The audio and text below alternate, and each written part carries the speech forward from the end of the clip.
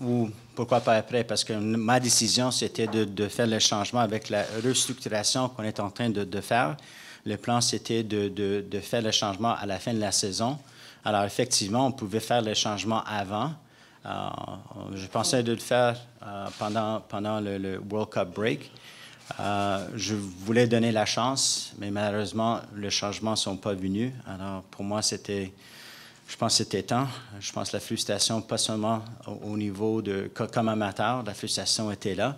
Et je pense que c'était le temps de donner the signal to our fans that we want changes, and also to our players that it's time to change. And giving Frank the responsibility to make the necessary changes. He'll look at the team that he has in front of him, and he'll make the decision what players he wants moving forward. Écoute, on a essayé des entraîneurs. On a changé 3 entraîneurs en 3 années. On a changé du joueur. C'est certain que Nick a pris des responsabilités comme directeur sportif. Il a pris des décisions pendant la saison morte. And I think, there's a certain amount of accountability that you have to take. And unfortunately, we're not where we want to be. And he's paying the price for it. Right now, we're in the midst of re-looking at the whole technical structure. Short term, Frank is going to take over the responsibilities of finding the players and assessing the players. So from that standpoint, right now, we're not looking at the role of a sporting director. You have to understand also that a sporting director is also the one that looks at the total global technical team. In our case, we have what we call the soccer schools, which is something that's of great importance to us. We also have the academy with the U8s going all the U23, and also the first team. So the role of the sporting director is to oversee the whole organization, not only from a technical standpoint, but also from an administrative standpoint. So we're in the midst of relooking the whole structure to see what we really need. Do we need a general manager just for the first team? Do we need someone to overlook the administrative part of the technical staff? So that's the process that we're going through right now. It's a process that we've been working at for over the last 3 months or so. Like I said, we want to be more efficient moving forward. Do we need a sporting director, or can the coach take on the responsibility as a GM with a different structure in place? And that's what we're looking at right now. Correct. Frank's role is to take a look at the team that he has and start making decisions, not only how could we improve the club this year through trades and whatnot, how to improve the club for the CONCACAF Champions League, which, again, is important to us. And like I mentioned, the success at the CONCACAF Champions League will bring success next year. Just imagine if we're able to win the group stage. We have a couple of games in February that will lead the momentum for the 2015 season. So it'll be Frank's responsibility to now take a look at the team that he has and to make the necessary changes, which will include changing the team for 2015. I see what Frank has done since he's been here.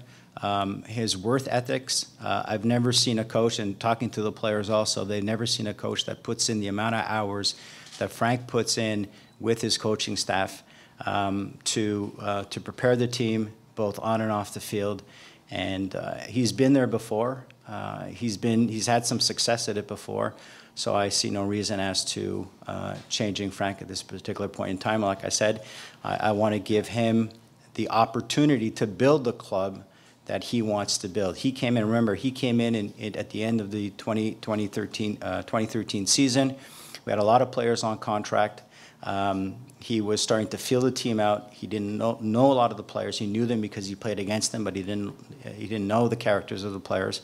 So I think it's only fair to give him the opportunity to start building the club moving forward. Like I said, he's been a coach, he's been a sporting director, he's been a general manager. He understands it, he understands the league. So I want to give him the opportunity to succeed. And again, and I did speak to him about it, and he's excited about it, and he's happy that the club is supporting him in that decision. Non, écoute, j'aime le fait qu'on a des partisans qui ont une voix assez forte, et c'est ça qu'on veut. J'ai toujours dit, c'est que quand les partisans ont leur voix, ça veut dire qu'ils they care about the club. Et je pense que c'est important. Mais mes décisions ne sont pas prises par les banderoles qui sont mises ou la voix, si on veut, the voice of the fans. La décision a été prise, comme je dis, si on regarde la structure, si on regarde où on s'en va, si on regarde la façon qu'on veut, on veut se structurer, les décisions ont été prises de cette manière-là. It's really, I mean, it's really not fair because it's not fair to go public with it because I've had the discussions with Nick and again, look, you know, everyone says that I'm very involved with the club on a technical standpoint, and I could tell you that I'm not. But there's certain decisions that were made, whether it be during the off season, compared to the way we finished last year and what we thought we needed, and the decision to change the coach and not change the players, and going into the off season with the opportunities that there was as far as bringing in certain key elements, because we've always said we were, you know, 1 or 2 players short of being a more competitive team. And during the offseason, we decided not to necessarily make the moves for whatever reason. And again, at the end of the day, I don't question them because, you know, the proof is in the pudding at the end of the year. And Nick always told me, he says, listen, you know what, at the end of the year, you know, I'll be held accountable for it. And this is the situation. He's being held accountable for the decision or lack thereof of where the club was. And we were not able to make the necessary moves, you know, when the club started to the free fall last year and during the off season and again at the beginning of this year. So again, he was given the opportunity to do so. Unfortunately, he didn't, and again, he's being held accountable for it. But I mean, what's important to understand, and I say it,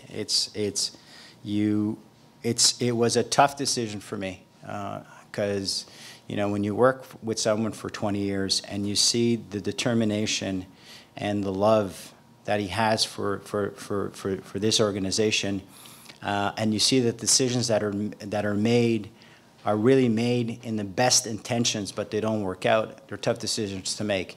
And like I said, and I've always said it, Nick has been a great part of this organization. He will continue to be part of this organization. I think you'll never take that away from him, regardless if he's here and whatever role he's going to play. But he was an architect, you know, in building this club. And if we are where we are today, you know, people have to understand that it's because of guys like Nick DeSantis that we're here where we are today. So it's a tough decision, but again, being that we're oriented towards you know, success and failure, unfortunately, he paid the price. Frank will have his job through next season. He had a 2-year contract with an option of a 3rd year, and I plan to honor that contract. And he will be given the mandate to build the team that he feels comfortable with going into 2015 and hopefully for the 2015 season. So it's important for you that he has that security of knowing. Absolutely, absolutely. And he has the security, and I told him that he has the security, and regardless of what happens this year, so if Frank decides tomorrow that, you know, he wants to start playing some of the younger players to give him to see what they're, I give him full responsibility to take whatever decision he wants to take as far as the club, knowing that his job is not on the line, and it's not, again, it's obvious that we need to change, but like I said, we're a little over the halfway mark, and there's 14 games left to play, and I think it's important that the players that are in the locker room show what they're capable of doing in the remaining 14 games. Non, absolument pas, parce qu'on a toujours parlé, une des choses, un message que moi je dis à mes gens, soit au niveau technique ou soit au niveau administratif, it's all about the accountability. Puis, il y a certaines décisions qui étaient prises, et puis Nick m'a dit au début de l'année, listen, you evaluate me based on the performance, and I'll be accountable for it. Effectivement, comme je dis, il était déçu parce que, encore une fois, Nick, pour Nick, l'équipe, c'est sa vie.